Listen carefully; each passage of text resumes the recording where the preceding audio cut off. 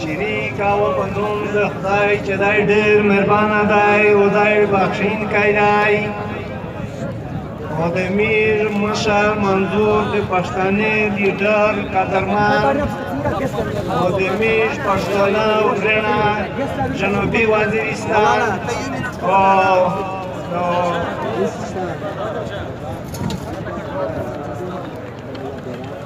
او زه چې څومره پښتانه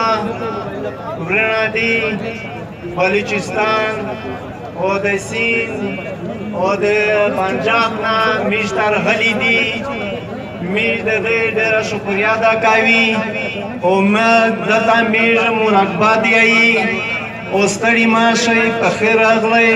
الله دې هم په خیریت سره خپل کورونه ته ورسوي زه یوه خبره درته کومه پښتانه ورونه څلوېښت کاله د میژ دغه جنګ په میژ باندې مسلط دی او د میژ یتیمان د میژ کونډې رنډې او دا تکلیفونه په میژ باندې تیر شول او بیا نوی او یو جنګ روان دی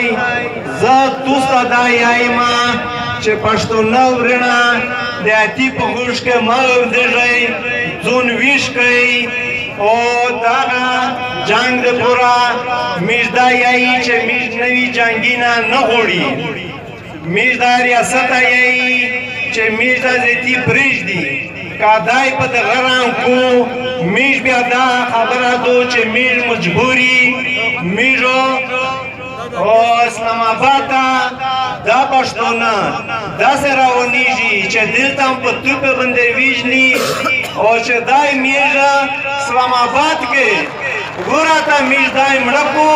چې دنیا ته دا جواته شي چې دا دهشتګرد نه دي دا امن غواړي موږ دا وایي چې دا ریاست ته موږ زیاتي پرېږدي او بل خبره دا دو چې وایي چې د پاړي مرګ د منګوره د اوسه دی دا خلک ځای نه ځوي خو انشاءالله دا وي چې دغه مرګو د ده د دغه لوسوي زه دا وایم چې دا پاکستان ته موږ داسې وایي چې دی دا خپل ځون وپېژني پښتانه دا زیاتي نه ستړیوي